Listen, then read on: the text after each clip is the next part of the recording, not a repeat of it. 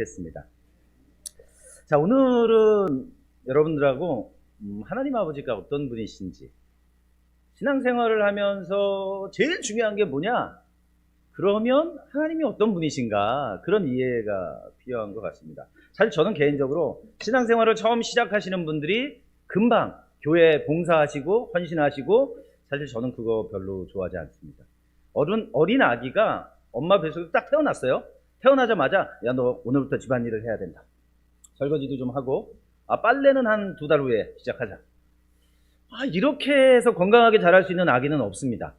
그렇죠? 아기가 처음에 태어나면 처음에 몇 년 동안은 엄마 아빠가 얼마나 좋은 사람인지, 나를 얼마나 사랑하는지, 또 내가 엄마 아빠를 얼마나 사랑하는지를 경험하는 시간이 필요한 거죠. 근데 이 시간을 건너뛰게 되면 우리는 하나님의 자녀가 아니라 일꾼으로 전락합니다. 그러니까 자녀가 어떤 건지 경험을 못하고 일꾼이 돼버리는 거죠. 그럼 불행한 신앙생활이 시작됩니다. 어떤 분이 그러시는 거예요. 나는 다 좋은데 주일날 교회 가는 게 참 힘들다. 가능하면 안 갔으면 좋겠는데 근데 갈 수밖에 없다. 내가 담임 목사다.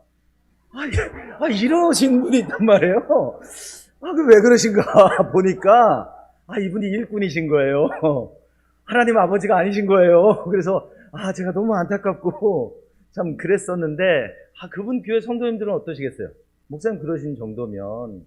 그래서 오늘은 저희가 좀 아버지가 좀 어떤 분이신지 머리로만 배우는 거 말고 좀 마음으로 경험하는 그런 시간이 좀 되시면 좋겠다 싶습니다.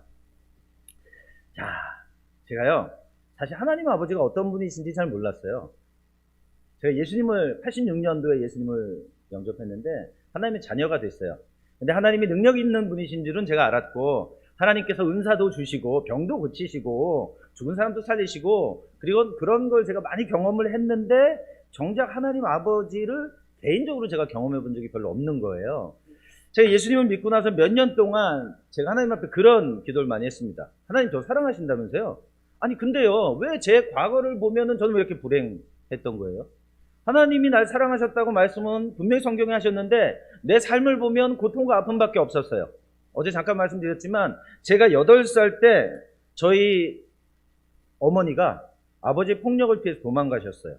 나중에 얘기를 들어보니까 부부싸움 하시다가 아버지가 어머니를 막 때리시는데 아버지가 칼을 던졌어요. 그래서 문에 칼이 딱 꽂혔대요.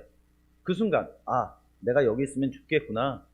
그러면서 정신없이 집을 뛰어나가서 도망가신 거예요. 물론 제 입장에서는 그렇지 않아요.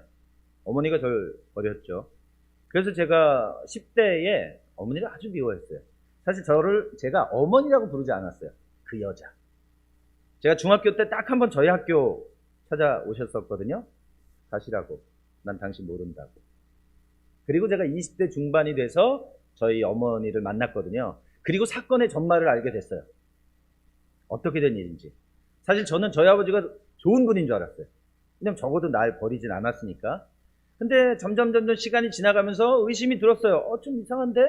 나를 사랑한다고 하는데 아버지 행동을 보니까 그렇지 않은 것 같은데? 그런 고민이 드는 거죠.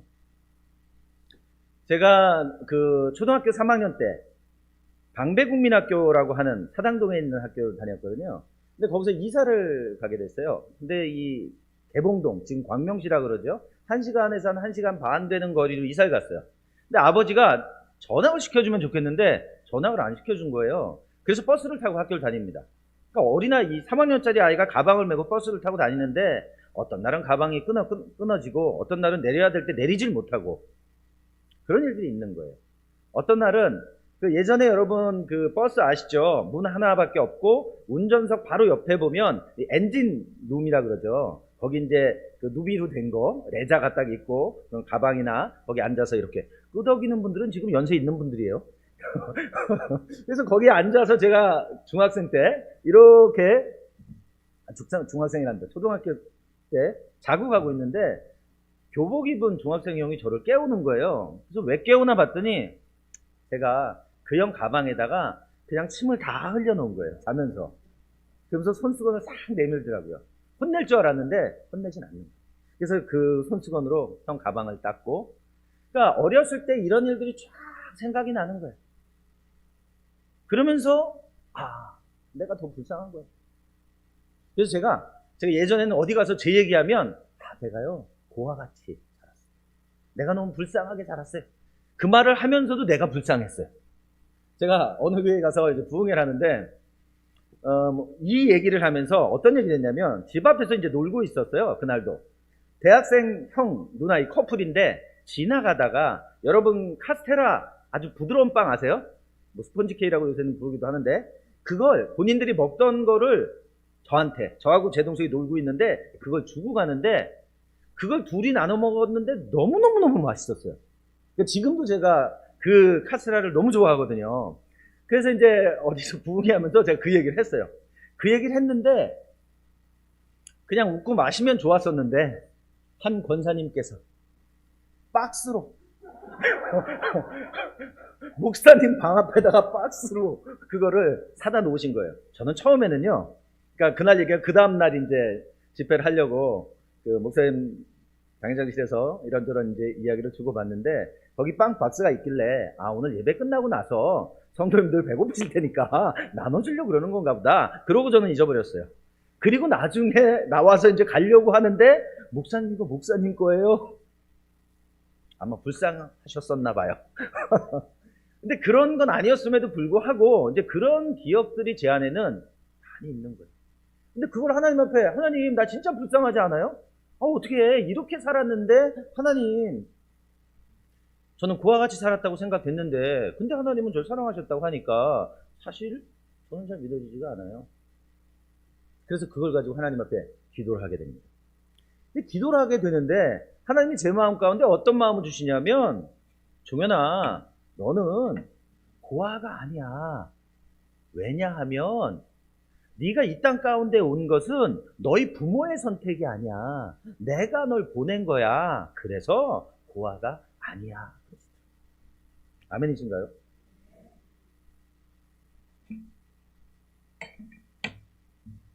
오늘 읽었던 성경 본문의 말씀에 보니까 예수님께서도 비슷한 걸 경험하신 것 같아요.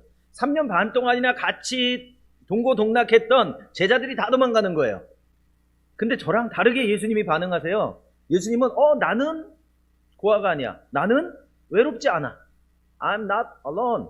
그러면서 뭐라 그래요? 아버지께서 나랑 함께 계셔.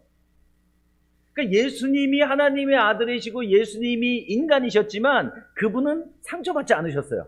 왜냐하면 진리를 명확하게 알고 계셨기 때문에. 그리고 날마다 그걸 경험하셨기 때문에. 근데 저는 몰랐던 거죠.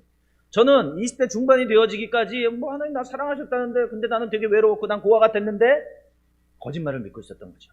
근데 하나님께서 제 마음 가운데 진리의 빛을 비춰주시는 것은 아니야.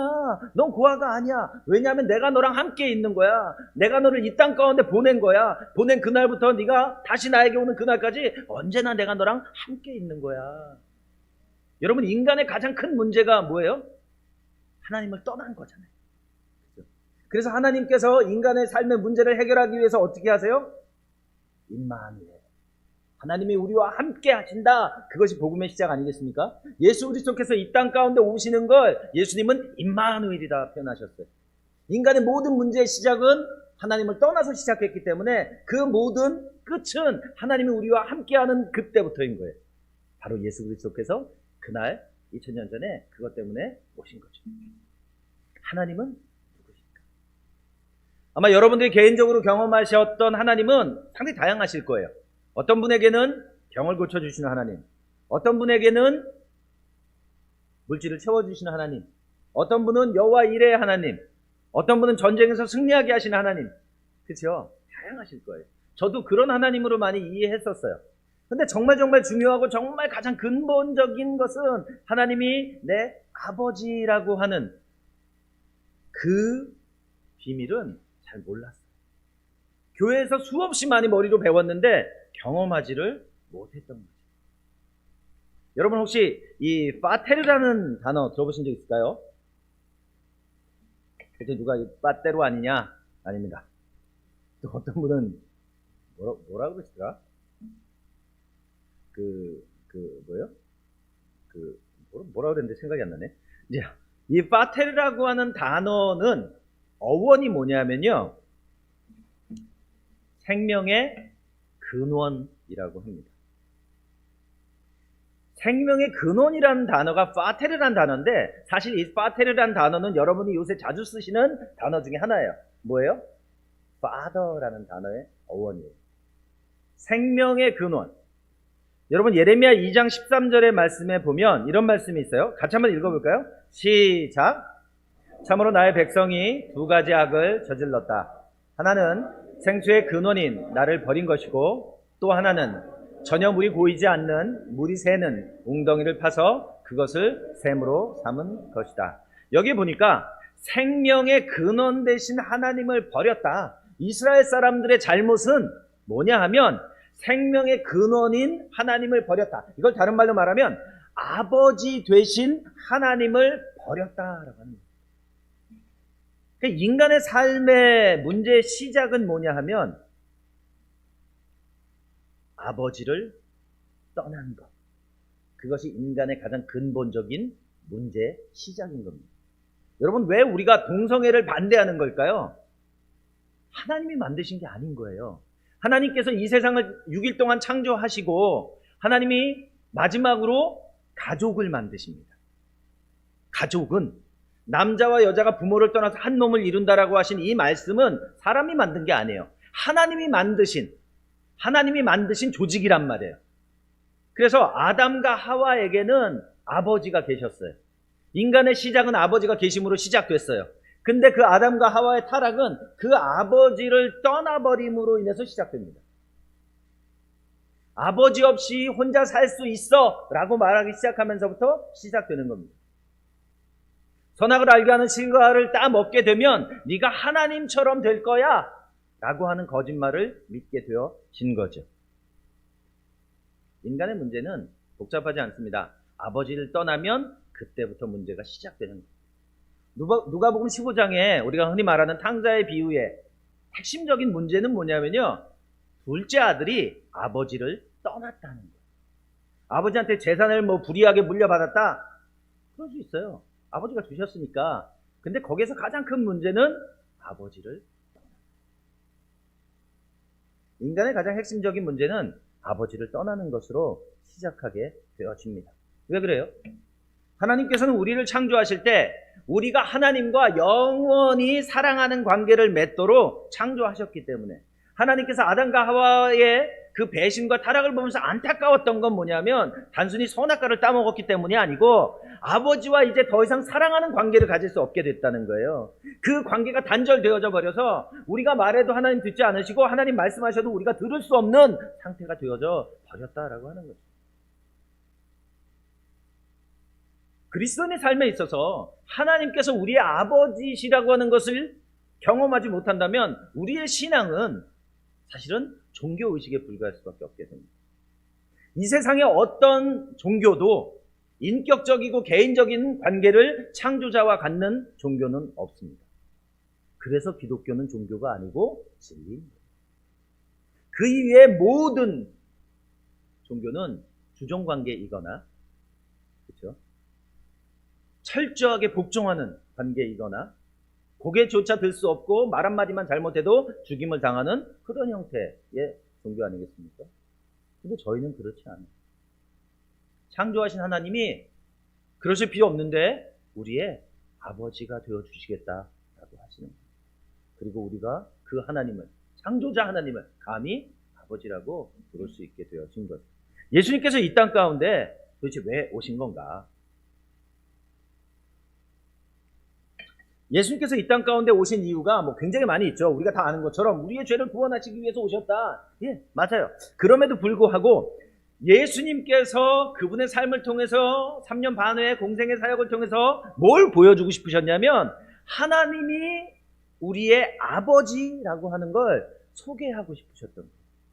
그래서 예수님의 공생의 사역의 3년 반은 모두 다 그분의 초점은 우리가 하나님이 누구신지를 모르기 때문에 아버지 대신 하나님을 떠나 사는 게 뭔지 모르니까 그 아버지를 우리에게 좀 보여주고 소개시켜주고 싶으셨던 거예요. 그래서요, 예수님께서는요, 하나님을 부를 때요, 아버지라고 부르셨어요. 근데 이게 우리는, 2000년 지난 우리는, 하나님 아버지 당연한 거 아니야? 근데 여러분, 2000년 전에는 그렇지가 않았어요.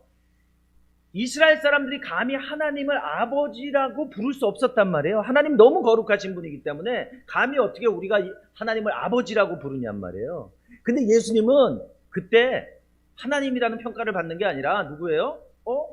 저 사람 목수, 요셉 목수 아들 목수인데, 저 사람 되게 못생긴 사람인데, 그죠? 여러분, 예수님이 얼마나 못생겼는가라고 하는 그 연구를 보면 사실 문둥병자만큼 못생기셨대요. 막 격려가 되지 않습니까? 그죠? 예수님이 우리가 이 명화에서 보는 것처럼 그 약간 웨스턴처럼 브렛나루에 멋지고 그렇지 않다는 거예요. 실제 예수님의 모습은 사실은 굉장히 세상적으로 보면 못생기셨다는 거예요. 흠모할 만한 게 없다고 성경에 표현하잖아요. 근데 그 예수님, 그 인간 예수님 중에서도 그렇게 뭐 되게 뛰어난 예수님, 뭐 엘리트 예수님 아닌데 그분이 하나님을 아버지라고 부를 때 사람들은 당황하는 거예요. 여러분, 구약시대에요.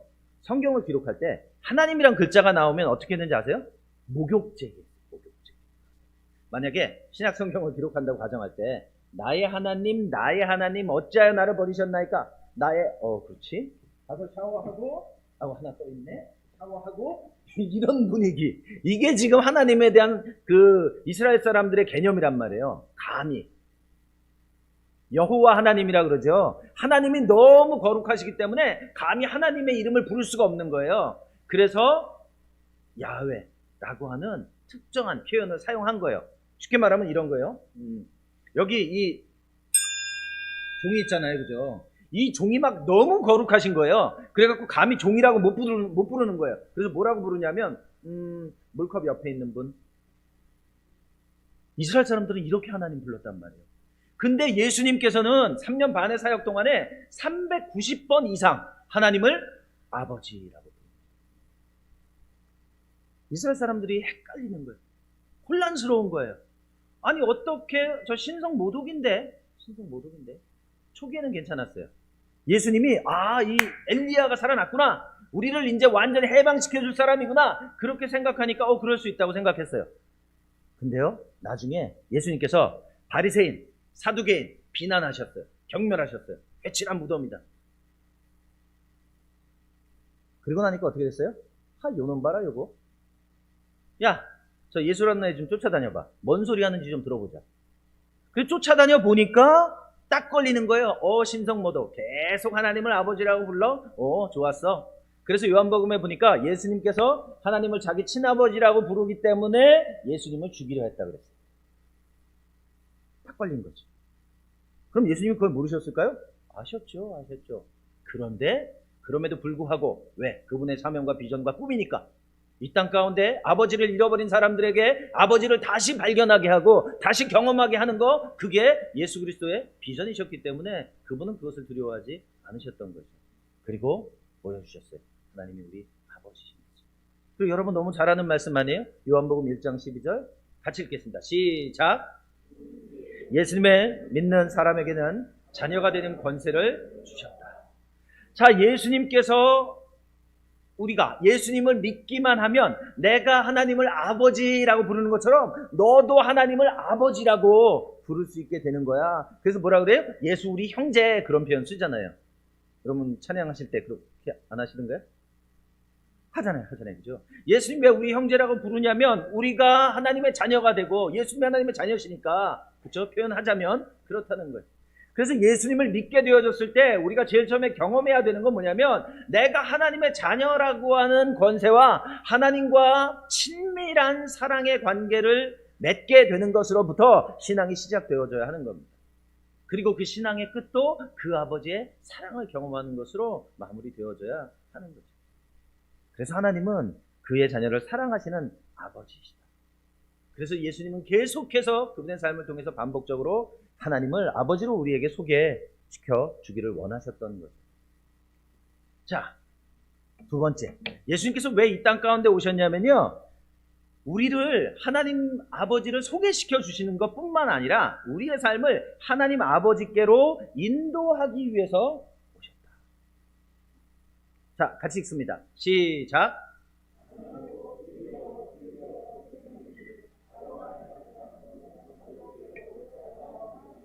아멘. 자, 예수님께서 아버지 소개를 계속 하시면서, 야, 니네 아버지를 이제 좀 이해했니? 근데 너희가 그 아버지 만나야 되는데, 불교 믿어서는 안 돼. 유교 믿어서는 안 돼. 이슬람교 믿어서는 안 돼. 아버지를 만날 수 있는 방법은 딱 하나인데, 바로 나를. 나는 곧 길이야. 어떤 길? 아버지께로 가는 길이야. 나는 진리야. 하나님 아버지를 발견하는 진리야. 하나님의 생명, 나로부터 시작하는 거야. 그래서 예수님이 아니시고는 아버지께로 올라갈 자가 없다. 아버지를 만날 수 있는 자가 없다라는 거예요. 그러면 예수님께서는요, 아버지께로 가는 길을 어떻게 하시는 걸까요? 그렇죠. 영성교 수준이 너무 높은데요? 쉽지 않은 걸 이해하시는데? 자, 예수님께서 아버지께로 가는 길을 어떻게 아시냐 하면요, 같이 읽습니다. 시작.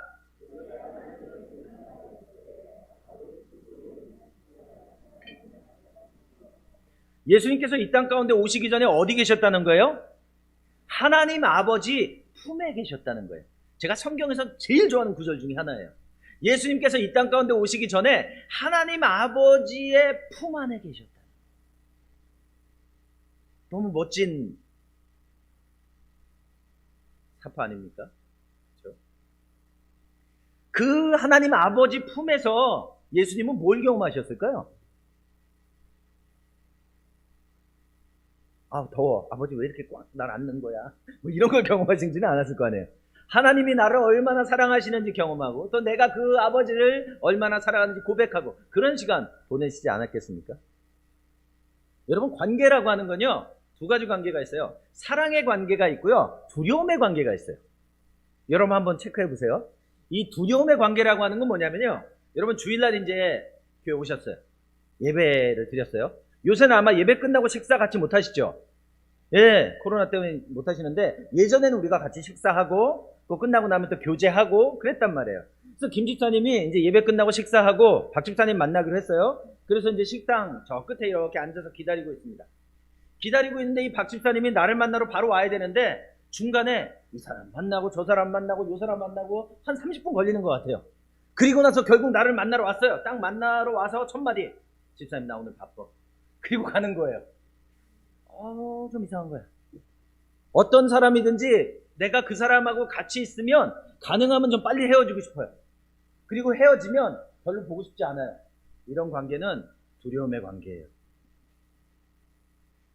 혹시 여러분들 누가 여러분 만나고 와서 자꾸 바쁘다 그러고 빨리 가고 그런 분도 있으면, 아, 내가 혹시 두려움의 관계를 맺고 있는 게 아닌가.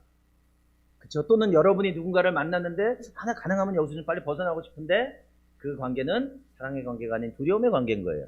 그럼 사랑의 관계는 뭐냐? 김 집사님을 딱 만났어요. 만났는데 같이 있으니까 너무 좋은 거예요. 헤어지기가 싫어.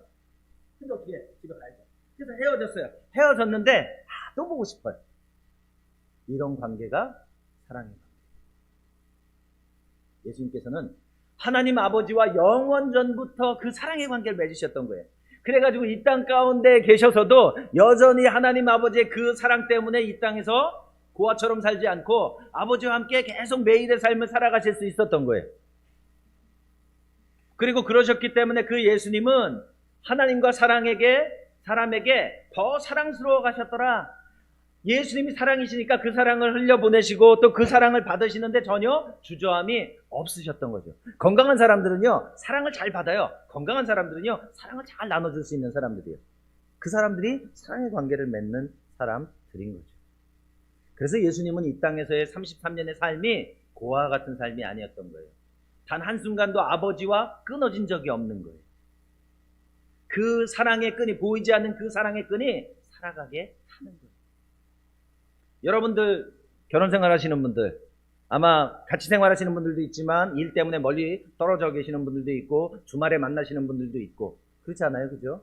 근데 그 결혼 생활을 지켜줄 수 있는 건요, 뭐예요?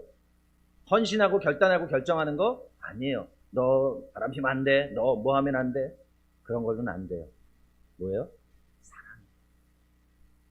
사랑이 죽음보다 강하다 그랬어요. 내 배우자가 나 몰래 뭔가 나쁜 짓 안 하려면 간단해요. 서로 사랑하면 돼요. 언젠가 제가 이제 2003년도까지 교회 사역을 했는데, 부교육자 할 때 저희 청년들이 저한테 물어봤어요. 목사님 사모님 사랑하세요? 그래서 제가 예, 사랑하죠. 뭐 개인적으로 여러분 다 사랑하시잖아요, 그죠? 어제보다 오늘 더 사랑하시고. 예. 그렇잖아요, 그죠? 예, 그랬는데 저희 청년들이 뭐라 그러냐면, 에이, 그럴 줄 알았어요. 우리 엄마는요, 애들 때문에 산대요. 우리 엄마는요, 죽지 못해 산대요. 우리 결혼하면 이혼할 거래요. 이상한 이유예요. 여러분들이 결혼 생활을 하시는데 사랑하는 거 외에 다른 이유들이 있기 시작하면 문제가 있는 거예요, 지금. 그 관계는 사랑의 관계가 아니라 두려움의 관계입니다. 예수님은 단 한순간도 하나님과 사람들과 두려움의 관계를 맺지 않으셨습니다. 예수님께서 제자들에게 그러시죠. 제자들은요, 예수님께서 이제 아버지께로 돌아가신다 그러니까 막 부담되기 시작했어요. 걱정되기 시작했어요. 아이고, 어쩌면 좋아. 우리는 이제 고아가 되는 거 아닌가? 여기서도 그러죠. 예수님께서 제자들에게 뭐라고 말씀하시냐면, 내가 너희를 고아와 같이 버려두지 않는다. 그 말은 제자들은 지금 두려웠던 거예요. 이제 우리가 고아가 되는 거 아닌가? 내가 집두절도 다 버리고 예수님 따랐는데 예수님 이제 고난받고 죽으신다 그러면 그럼 우리는 어떡하라는 건가? 이런 생각 가운데 빠져 있단 말이에요. 여러분 신앙생활 하다가 그런 때 있지 않으세요? 풍랑이 있는 바다에 돛담배에 나 혼자 있는 것 같아요.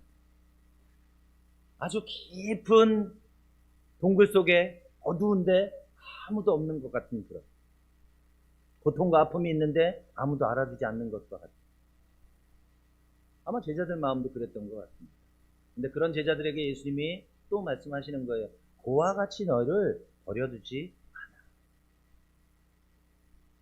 예수님은 어디로 가시는 건가요? 공생의 사역을 마치시고 어디로 가시죠? 하나님 아버지께 가시죠. 근데 그 아버지 어디로 가세요? 또 같이 한번 읽어볼까요? 시작. 내 아버지 집에 거할 곳이 많도다. 그렇지 않으면 너희에게 일렀으리라.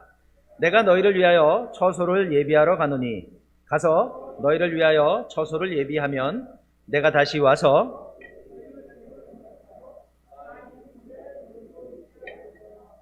예수님께서 공생애를 마치고 이제 아버지께로 돌아가시죠. 아버지께로 돌아가시는데 어디로 가셔요? 내 아버지 집으로 가신다. 더 구체적으로 말하면 어딜까요? 내 아버지의 품으로 가시는 거예요.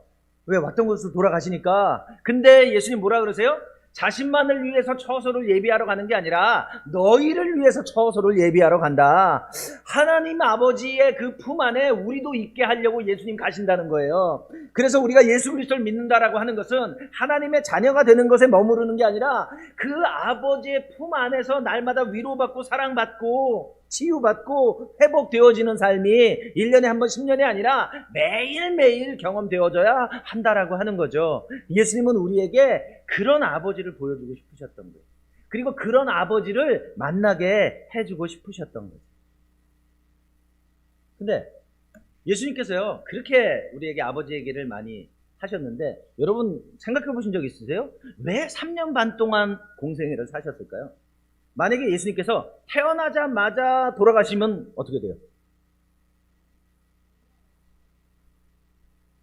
그렇겠죠? 예. 자, 만약에 예수님께서 태어나자마자 돌아가셨다고 해도 전 제가 용서받을 것 같아요. 왜? 예수님 죄가 없으신 분이니까. 그런데 물론 구약 성경의 예언을 이루어야 하고 그분이 하나님이신 걸 증명해야 되니까 그 시간들이 분명히 필요했을 거예요. 그런데 그것보다 더 근본적인 건 예수님께서 3년 반의 공생애 사역을 통해서 예수님이 뭘 하셨어요? 본인의 삶을 통해서 하나님이 어떤 분이신지 하나님의 사랑이 어떤 것인지 경험하시고 그것을 사람들에게 보여주길 원하셨단 말이에요. 그래서 머리를 그냥 공부하는 것뿐만 아니라 실제로 예수님이 아버지 이런 분이야. 니네 봤지? 내 아버지가 지금 나에게 이렇게 하셨어. 그리고 내 아버지가 나에게 이렇게 하시는 건 그건 아버지가 하시는 거야. 계속해서 우리에게 보여주고 경험케 하시려고 했던 거죠. 그래서 예수님은 3년 반의 시간을 통해서 하나님 아버지의 사랑을 보여주시고 경험하게 하셨던 겁니다. 자, 성경에 보면요, 이 사랑이라는 단어가 여러 단어가 나와요. 여러분 잘 아시는 단어일 거예요. 아가페란 단어 있어요. 들어보셨죠? 어떤 단어예요? 무조건적인 사랑. 하나님 아버지의 무조건적인 사랑을 말할 때 아가페라고 얘기해요. 그 다음에 스톨게라는 사랑이 있어요. 이건 뭘까요? 구약 성경에 많이 나오죠? 어머니 사랑. 구약 성경에 보면 하나님이 어머니로 표현되시는 장면들이 종종 나와요. 그렇죠? 그거를 이제 띄어가지고 또 그걸 이단으로 만들어버리는 사람들도 있지만 하나님이 어머니 같은 모습으로 우리를 사랑하시는 모습도 성경에 나와요. 자, 그 다음에 필레오라고 하는 사랑이 있어요. 이 필레오라는 사랑은 뭐예요? 친구, 우정. 우리가 잘 알고 계시는. 그 다음에 에로스는 뭐예요? 남녀 간의 사랑. 네, 좋아요. 자, 그러면 요한복음 16장 27절 같이 한번 읽습니다. 시작.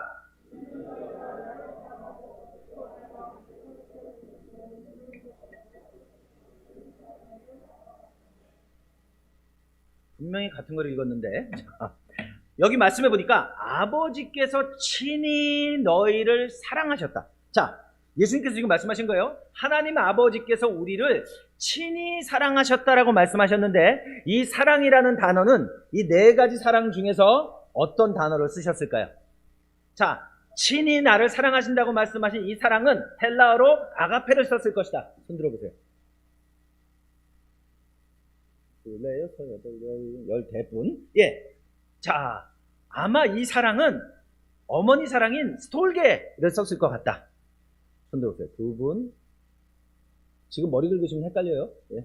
자, 3분. 예, 좋습니다. 자, 그러면, 아니야. 우정. 이 필레오라는 단어를 썼을 것 같아. 오케이. 그러면 에로스. 남녀 간의 사랑. 이 에로스라는 단어를 썼을 것 같아. 자, 그럼 전체적으로 지금 손 안 드신 분들은 어쩌자는 거예요? 분위기 보자는 거예요? 어떻게 돼갈 건지? 자, 요한복음 16장 27절에 아버지께서 친히 너희를 사랑하신다라고 말씀하실 때 사용하신 헬라어 단어는 필레오란 단어입니다. 이상하지 않아요? 하나님이 우리를 사랑하신다고 말씀하실 때 왜 아가페가 아니지? 성경에 제일 많이 쓰신 단어예요. 아가페, 그죠? 근데 왜 오늘 본문의 이 단어에서는 필레오라는 단어를 쓰신 거지? 왜냐하면요, 이 필레오라는 단어는 우정이라는 뜻도 있지만 필레오라는 단어의 특징은 보여지는 사랑, 드러나는 사랑, 경험되는 사랑이라는 뜻이에요. 그래서 하나님께서, 아버지 되신 하나님께서 우리를 사랑하신다라고 말씀하실 때 그 사랑은 필레오적인 사랑이다. 경험되어지고 느껴지는 사랑이라는 거예요. 공부해서 외우는 사랑이 아니라는 거예요. 여러분이 어렸을 때 여러분의 아버지, 어머니로부터 그 끈적끈적한 친밀한 사랑을 경험하게 되면 어른이 되었을 때 다른 사람들보다 좀 더 건강하게 살아갈 가능성이 많아요. 애착이라는 거예요. 애착. 근데 그 애착에 문제가 생기면 어른이 되고 나서 계속 인간관계에 문제가 있어요. 왜? 어렸을 때 엄마 아빠랑 그런 관계를 못 맺었기 때문에. 마찬가지예요. 신앙생활도. 하나님 아버지와 내가 친밀한 애착의 사랑을, 끈끈한 사랑을 날마다 경험해야, 그래야 어디에서 살아갈 때도 나는 혼자 있지 않아. 아버지께서 나와 함께 계셔. 예수님의 고백을 할 수 있는 거예요. 3년 반 동안 예수님의 제자로 따라다녔던 12명 제자도 풍랑이니까, 돌아가신다고 하니까 마음에 그 사랑을 경험하지 못한 거예요. 그냥 사랑을 머리로만 경험했던 거예요.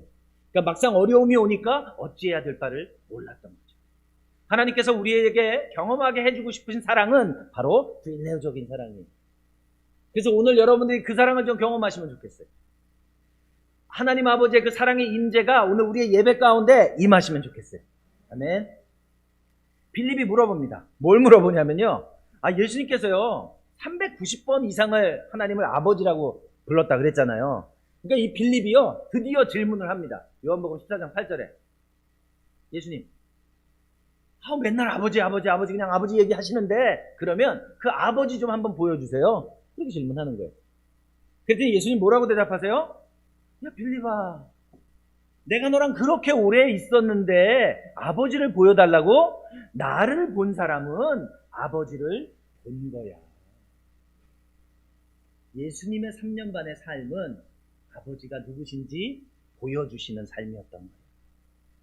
그래서 그 시대를 살았던 사람들이 예수님을 보면서 사실은 하나님 아버지를 경험했어야 하는 거였어요. 제자들조차도 예수님의 그 뜻을 잘 몰랐던 거죠. 좀 전에 말씀드렸지만 예수님께서 십자가에 못 박혀 죽으시게 되는 이유는 사실 결국 신성 모독이었던 거예요. 하나님을 아버지라고. 왜? 그 시대 사람들은 율법적이었고, 그 시대 사람들은 종교 행위에 집중했고, 그러다 보니까 정말 사랑의 관계, 친밀한 관계, 그걸 잊어버렸습니다. 근데 예수님께서는 그걸 회복하시겠다고 말씀하시는 거였죠. 자, 예수님께서 이제 부활하시고 승천하십니다. 부활하고 승천하신 다음에 하나님께서 우리에게 보내주시는 분이 있어요. 같이 읽습니다. 시작.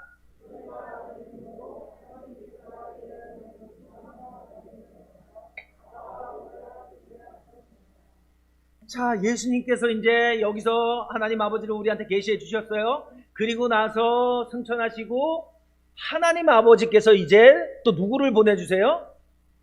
성령을 보내주세요. 근데 그 성령을 왜 보내주셔요? 하나님을 아빠, 아버지라고 부르게 하려고. 예수님은 하나님 아버지를 계시해 주셨는데 성령님은 더 친밀한, 더 가까운 아빠, 아버지보다 더 이 사랑스러운 표현 아니에요? 그죠? 저희 작은 아들이 저를 아빠라고 안 불러요. 어렸을 때부터. 저는 아주 불만인데 아버지라고 부르는 거예요. 자기는 되게 저를 존중하고 존경하는 의미래요. 나는 그게 필요치 않은데. 나는 존경 너에게 받고 싶지 않은데. 네가 나를 좀 너무너무 친밀하게 사랑해 줬으면 좋겠는데. 나도 널 그렇게 사랑하고 싶은데. 그래 이렇게 다가가는데 아버지. 이러는 거예요. 그래서 제가 이제 20대가 넘은 저희 아들한테 아들아 이제 아버지 나는 싫어. 아빠 불러주면 안 되겠냐 아빠? 제가 그렇게 얘기합니다. 근데 지금 성령을 보내셔서 그 성령님이 바로 하나님을 아빠라고 부를 수 있게 하신다는 거예요. 더 친밀한 관계 가운데 들어가게 하신다는 거예요. 그렇다면 어때요? 하나님 아버지시고 예수님은 하나님 아버지께로 우리를 인도하시고 성령님은 우리를 하나님을 아빠라고 부르게 하시고 그럼 우리의 삶 전부는 뭐겠어요? 하나님 아버지와의 관계를 위해 존재하는 거 아니겠습니까? 하나님 나라와 그 영광이라고 하는 것의 밑바닥에는 결국 하나님 아버지와의 그 친밀한 사랑의 관계를 위해서 우리는 부르심을 받았다라고 하는 거예요. 여러분 정읍 명성교회가 이 정읍 안에서 우리나라 안에서 정말 좋은 교회 하나님의 역사가 있고 사랑이 있는 교회가 된다는 건 이 안에 날마다 하나님 아버지의 사랑이 나를 통해서 흘러가는 거예요. 상한 사람, 아픈 사람, 힘든 사람들이 교회에 와서 아버지의 그 위로를 받는 거예요. 그 아버지의 품 안에서 안식하는 거예요. 아멘? 예.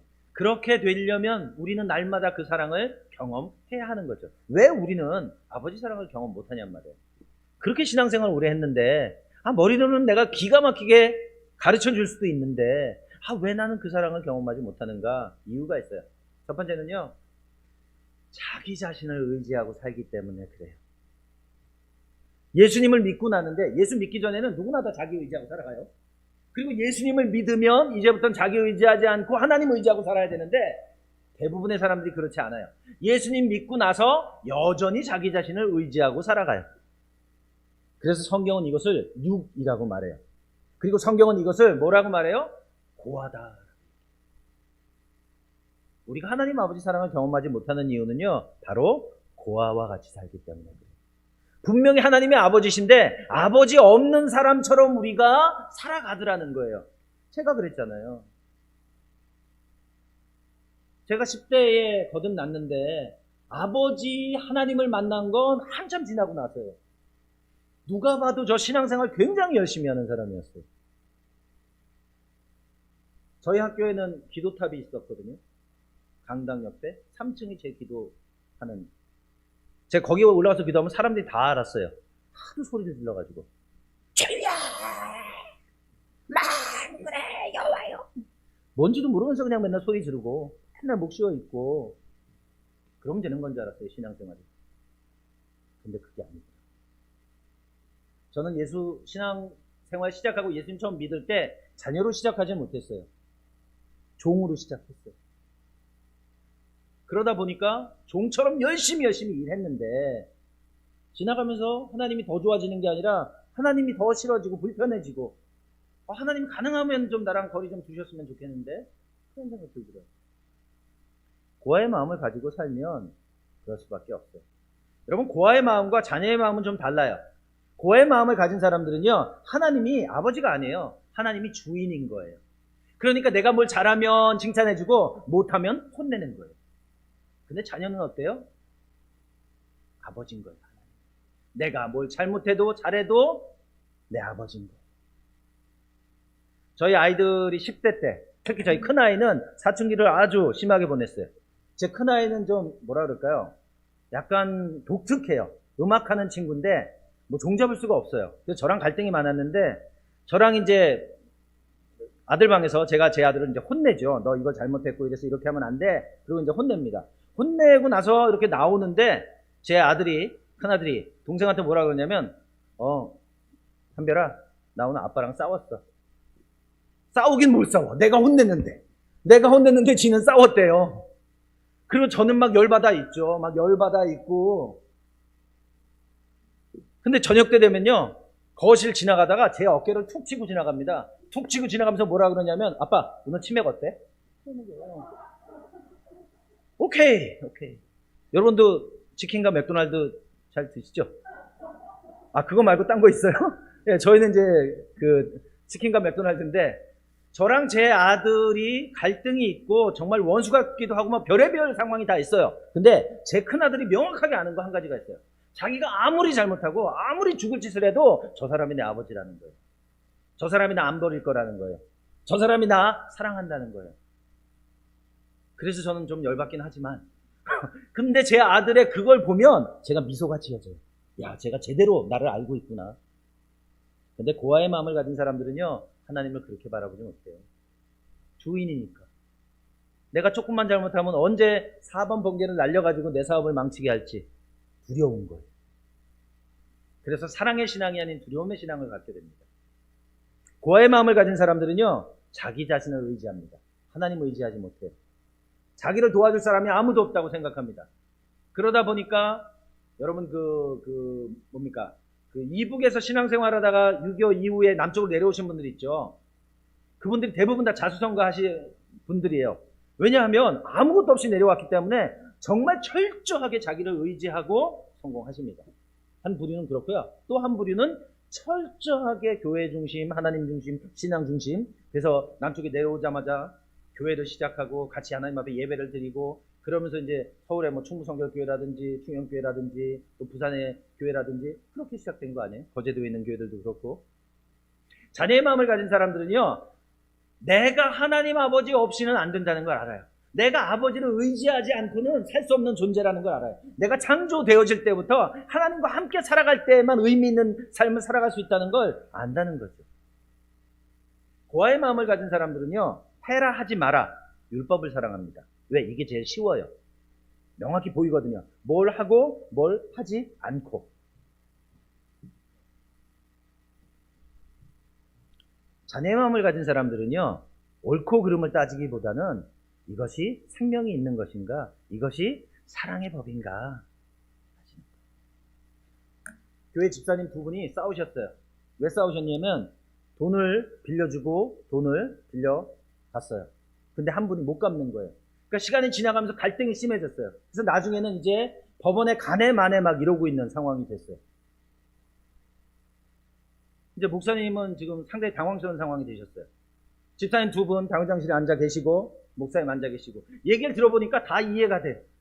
빌려갔는데 갚고 싶은데 상황이 안 되는 거고, 이분은 마음 좋게 빌려줬는데 못 받으니까 열받는 거고, 그런 상황이 된 거예요. 율법을 사랑하는 사람은 어떻게 해요? 법대로 하면 되죠. 잘못하셨네요. 그렇게 하면 되는 거예요. 근데 사랑의 법은 어떻게 해요? 목사님이 그 말씀 다 들으시더니 목사님이 갚아주셨어요. 대단하지 않아요? 저는 그 교회 다니고 싶어요.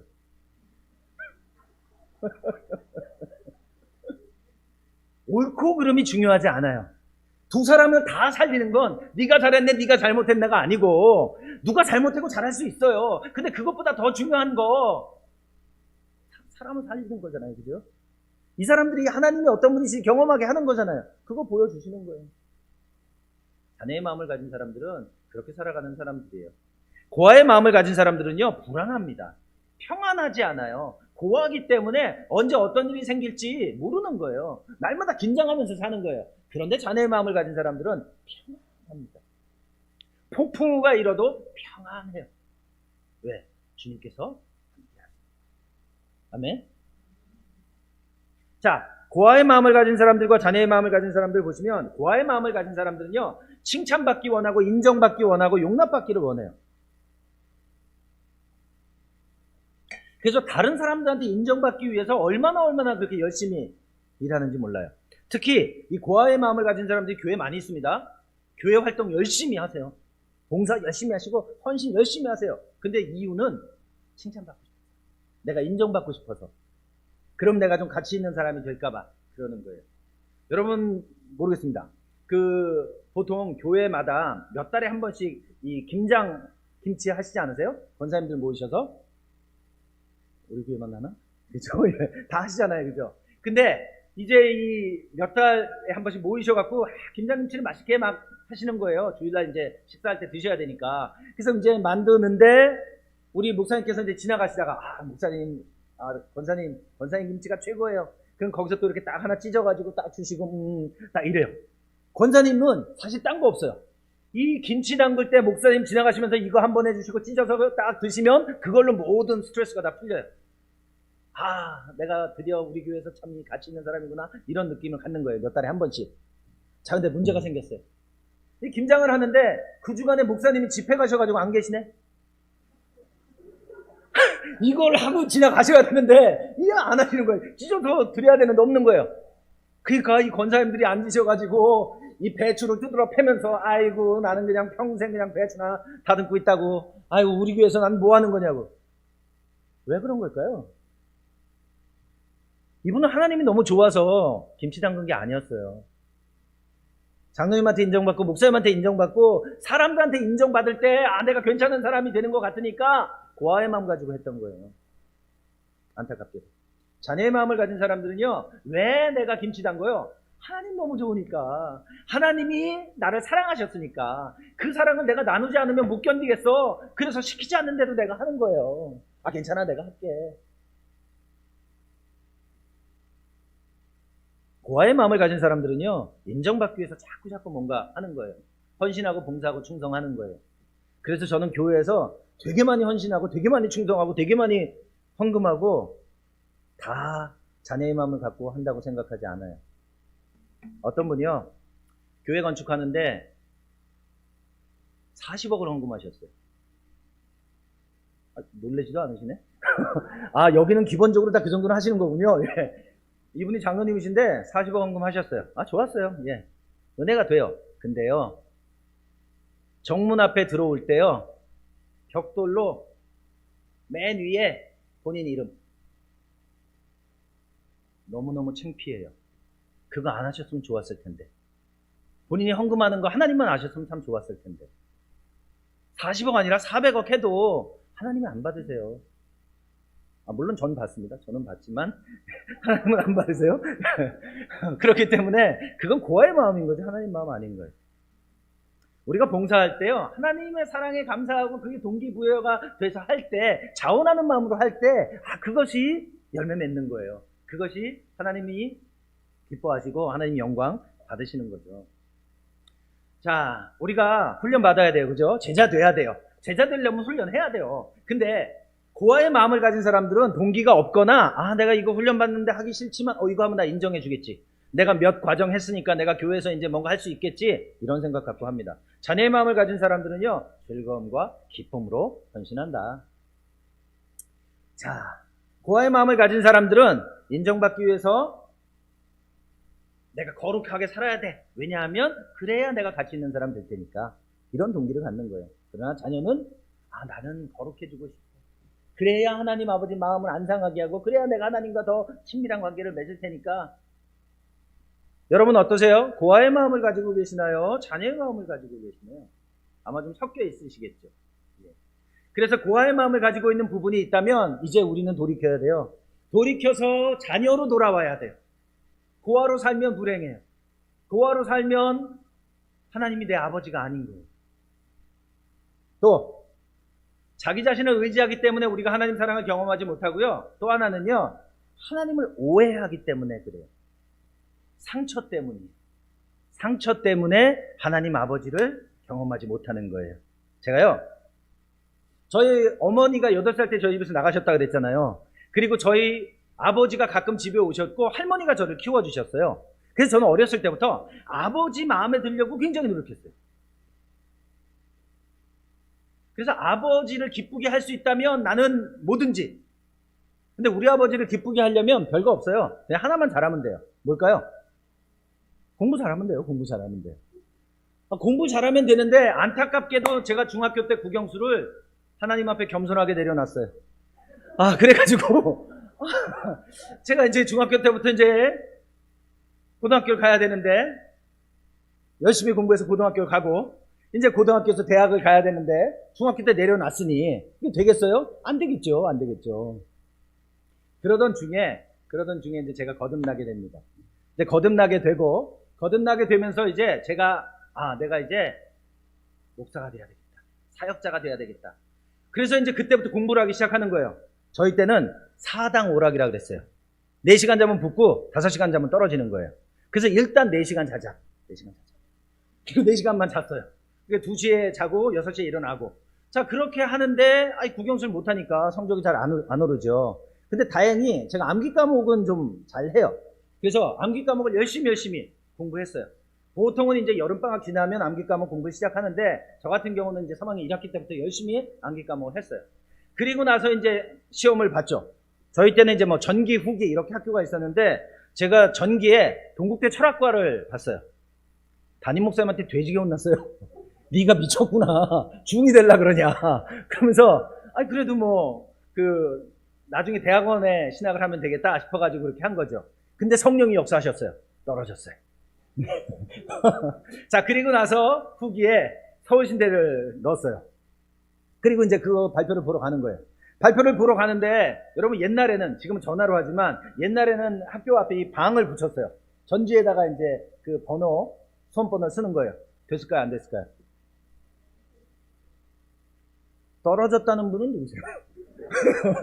믿음이 없으시네. 예. 자, 감사하게도 이번에도 성령이 역사하셔야 되거든요. 이번에는 이제 붙었어요. 자, 붙었으니까 제가 얼마나 좋았겠어요. 저는 4당 오락. 대학 못 갈 사람이 대학 간 거거든요. 그래가지고 너무너무 기뻐가지고 집에 가서 아버지한테, 아버지, 내가 대학에 합격했습니다. 그럼 저희 아버지가 좋아하실 줄 알았어요. 근데 저희 아버지가 한마디 했어요. 뭐라 그랬냐면, 저희 아버지가 낚싯대를 이렇게 청소하시면서 딱 한마디. 야, 거기 아무나 가는 데 아니야? 와, 나는 4당 오락한 건데 아버지는 인정을 안 해주는 거예요. 그날 내가 아버지 마음에 들 수는 없는 거구나. 그날로 제가 아버지에 대한 모든 기대를 다 포기했어요. 자, 그러면 그러고 끝났어야 되는데 이제 나는 하나님 아버지 마음에 들려고 노력하기 시작했어요. 학교 다니면서 사실 저는 학교 공부를 열심히 안 하고요. 정말 기도와 말씀과 열심히 했어요. 제가 많이 기도하면 하루에 8시간씩 기도했어요. 수업도 안 들어가. 수업이 뭐가 중요해. 그죠? 시험 기간에 제가 학교 도서관에서 공부를 하기보다는 성경을 보다가 기숙사에 들어가 잤어요. 그랬더니 시험 보라고 깨우는 거예요. 그래서 제가 벌떡 일어나면서 뭐라고 그랬냐면, 할 수 있거든요. 무슨 말이냐. 믿는 자들에게는 능치 못할 일이 없느니라. 그리고 제가 가서 시험 봤어요. F 맞았어요. 공부해야 돼요. 예, 공부해야 돼요. 자, 근데 그렇게 했던 이유는 뭐냐면, 그렇게 하면 하나님이 날 너무 좋아하실 것 같은 거예요. 제가 목요일 날 되면요, 포천에 할렐루야 기도원 갔고요, 금요일 날 되면 반포 뉴코아 앞에 대절버스 타고요, 하늘산 기도원에 갔어요. 그리고 주중에는요, 시간 나면 삼각산 2시간 기어 올라가야 되는데 거기 올라가서 기도했어요. 능력 받으려고. 미친 듯이 열심히 매 기도탑 가고. 근데 이유는 간단해요. 그렇게 하면 하나님이 나 좋아하실 줄 알았어요. 하나님이 나 사랑하시는 건 줄 알았어요. 근데 제가 착각이었어요. 제가 아무리 노력해도요, 하나님 사랑 더 받을 수가 없어요. 제가 아무리 인생을 개판쳐도요, 하나님 사랑을 벌 받을 수가 없어요. 하나님 사랑은요, 우리 노력과 관계없어요. 하나님께서 전폭적으로 그분의 은혜로 우리에게 주시는 것일 뿐입니다. 그걸 아는데 오래 걸렸어요. 제가요, 예수님 믿기 전에 어렸을 때 이제 교회는 다녔어요. 교회 다닐 때 무슨 친구들하고 무슨 얘기했냐면, 야, 우리 나중에 뭐가 돼야 되겠냐? 아, 우리 교회 다니니까 목사님이 돼야 되지 않겠냐? 6명이 있었는데, 그땐 장로교회를 다녔는데, 그래, 우리가 그렇게 해야 되겠다. 그랬어요. 그리고 중학교 때 또 선교사로 헌신하네? 선교사로 또 헌신하는데 그냥 헌신하면 안 돼요. 아프리카 선교사로 또 헌신합니다. 그리고 나서 제가 예수 믿고 나서 제일 걱정되는 게 그거였어요. 아프리카 가라고 하실까 봐. 지금 목사님은 10년이나 계셨는데 저는 가라고 하실까 봐. 마사이족 막 뛰어다니고 막 기린들 저는 좀 도시적이거든요. 그래서 그런 거를 되게 힘들어해요. 근데 중학교 때 헌신했잖아요. 예수 믿으니까 걱정되는 거예요. 가라고 하실까 봐. 근데 난 가기 싫어요. 근데 하나님 나를 벼랑 끝에서 미실 것 같아요. 물속에 들어가면 못 나오게 꾹 누를 것 같기도 하고. 근데 어느 날 하나님 저한테 그러시는 거예요. 종현아, 네가 원하지 않는 거 나도 원하지 않아. 하나님은 돌을 들어서도요, 선교사 만드실 수 있는 분이세요. 그렇지 않아요? 근데 우리가 하기 싫어하는 걸 억지로 하게 한다고요? 아니요. 하나님은 그런 분 아니세요. 저희 교회 부흥회를, 옛날에 좀 이상한 부흥회들 많이 있었잖아요. 그래서 부흥회 하는 거예요. 부흥회 하면서 부흥 강사 목사님이 막 웃기고 울리고 막 이런 걸 다 했어요. 거기까지 좋았는데 맨 마지막 날 마지막 시간에 이제 헌금 콜링을 하는 거예요. 헌금 콜링을 하는데 어떻게 하냐면 전교인을 다 일으켜 세우는 거예요. 그리고 어떻게 작정하냐면, 자, 5천만 원 작정하실 분 앉으세요. 4,500만 원 앉으세요. 이러는 거예요. 500만 원 되니까 아무도 못 서 있어요. 그래서 다 이렇게 앉는 거예요. 근데 저희 교회 집사님 한 분이 사업을 하는 분인데 사업이 잘 안 돼요. 어려워요. 그래서 헌금 작정을 과하게 했어요. 근데 제가 볼 때 과한데, 무리한데? 근데 이제 집사님 걱정이 되는 거예요. 그래서 저한테 오셔가지고, 아이고, 목사님 이거 어떻게 하면 좋아요? 이거, 제가 이게 못할 것 같은데? 근데 예전에 이분이 전적이 있어요. 어떻게 했냐면, 작정해놓고 못하니까 융자 받아갖고 헌금했어요. 그거 없느라고 얼마나 고생했는지 몰라요. 근데 지금 이제 또 그래야 될 것 같은 거예요. 왜 그래야 될 것 같아요? 작정하고 헌신했는데 귀에서 자꾸 소리가 들리는 거예요. 낙장불입. 자꾸 이런 소리 들리는 거예요. 그죠? 그리고 약속한 것은 악할지라도 지켜라. 막 이런 소리 들리고. 그러니까 막 정신없이 적어냈는데 만약에 내가 이거를 안 하면 하나님 가만 안 두실 것 같은 거예요. 4번 번개 날려갖고 내 사업을 망칠 것 같은 거예요. 그래서 제가 그랬어요. 집사님, 목사님 찾아가셔서 목사님께 상황을 말씀드리고 철회하세요. 괜찮아요. 왜 못해요? 할 수 있지 않아요? 네, 할 수 있어요. 하나님도 오케이 하세요. 그럴 수 있으니까. 왜 우리가. 자, 어쨌든 이제 그런 상황들이 왜 생겨지게 되냐면 자꾸 우리가 하나님을 오해하기 때문에 그래요. 우리가 살아오면서 하나님을 오해하게 되는 이유는 바로 육신의 부모님 때문이에요. 육신의 부모님이 건강하지 않으실 때, 육신의 부모님이 건강하지 않으시면 자녀들에게 아버지답게 어머니답게 양육을 못하세요.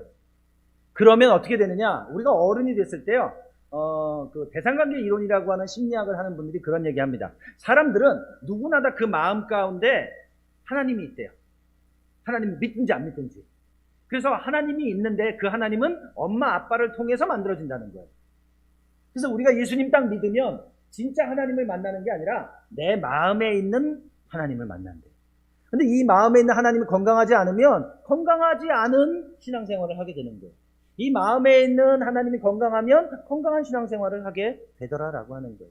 만약에 여러분의 아버지가 여러분들을 양육할 때 신체적으로, 정서적으로, 지적으로, 성적으로, 영적으로 학대했다, 상처 줬다, 그러면 아마 여러분들은 하나님을 바라보실 때 하나님이 자꾸 나에게 상처 주시는 하나님으로 오해한단 말이에요. 여러분의 부모님이 율법적인 분들이라면 여러분이 하나님을 오해하세요. 하나님은 굉장히 율법적인 분이야. 하라는 거 안 하면 가만 안 두시고 하지 말라는 거 하면 가만 안 두시는 분이야. 그렇게 생각하게 되죠. 한 청년이 토요일날 저녁에 친구가 전화를 합니다.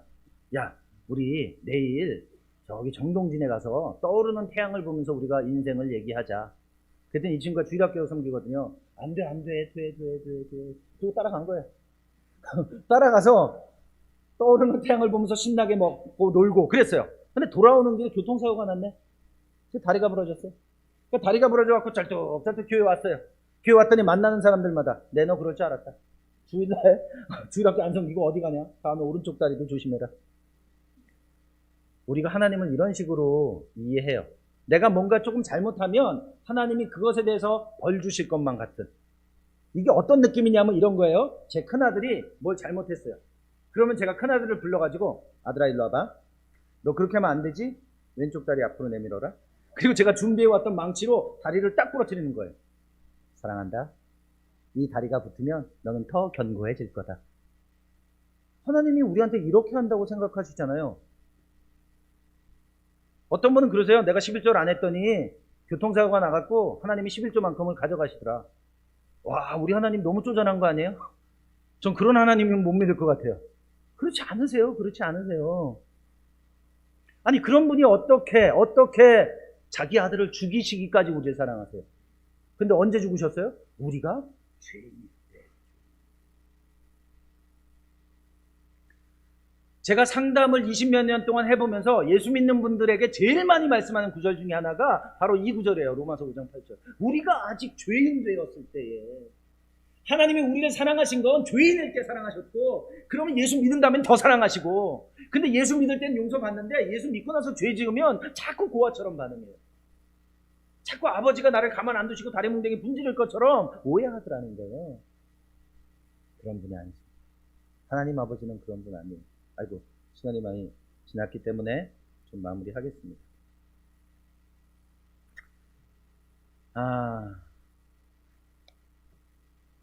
한 예만 들고 좀 마무리를 하면 좋을 것 같아요.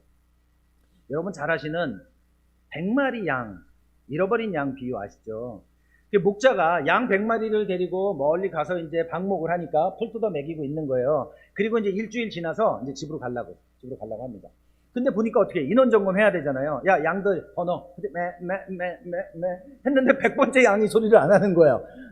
야, 번호 다시. 마지막 게 안 하는 거예요. 이게 어떻게 된 거야? 그래가지고 이 목자가 양 99마리 거기 놔두고 돌아다니면서 양 한 마리 찾아가지고 집에 온다는 얘기. 누가복음 15장 다 아시죠?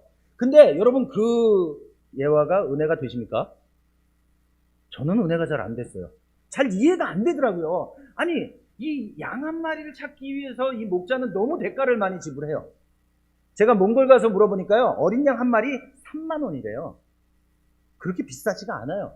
근데 이 목자는 양 한 마리, 어린 양 한 마리를 찾기 위해서 99마리를 거기 둬요. 그러려면 딴 사람 누가 봐야 될 거 아니에요. 그럼 돈 들 거 아니에요. 그리고 이제 양 한 마리 찾으러 다니다가 잘 때 없으면 또 여관 가서 하룻밤 자야 될 거 아니에요. 돈 들잖아요. 아침에 일어나면 국밥 먹어야 되고 또 돈 들잖아요. 혼자 못 찾으니까 두 명 일당 10만 원 해가지고 셋이 또 찾아야 되니까 또 돈 들잖아요. 그리고 결국 찾았어요. 좋아요. 찾았어요. 찾아가지고 집에 돌아왔어요. 여기가 제일 미안해. 돌아왔는데 마을 사람 불러갖고 잔치를 해. 다른 양 잡아서 잔치하나?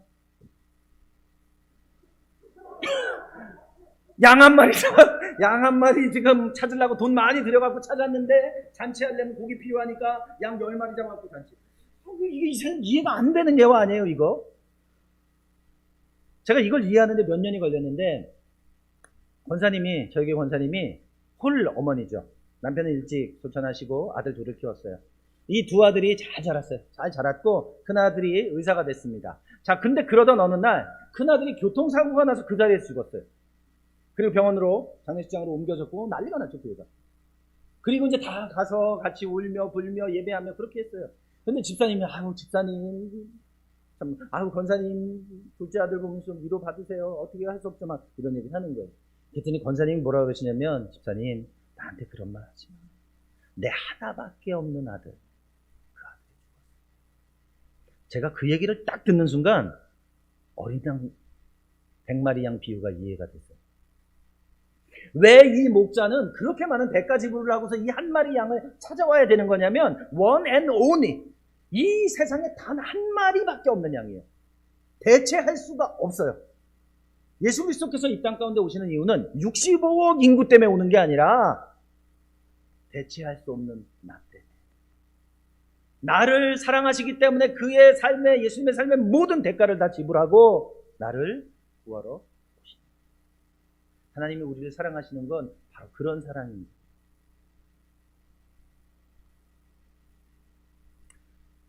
예, 오늘 마치기 전에 제가 여러분들에게 짧은 동영상을 좀 하나 보여드릴까 해요.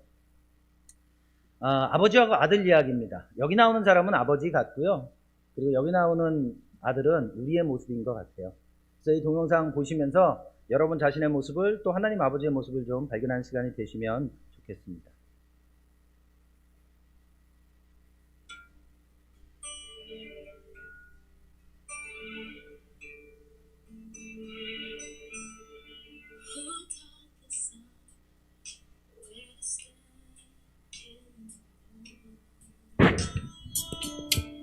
And who told the ocean you can only come this far?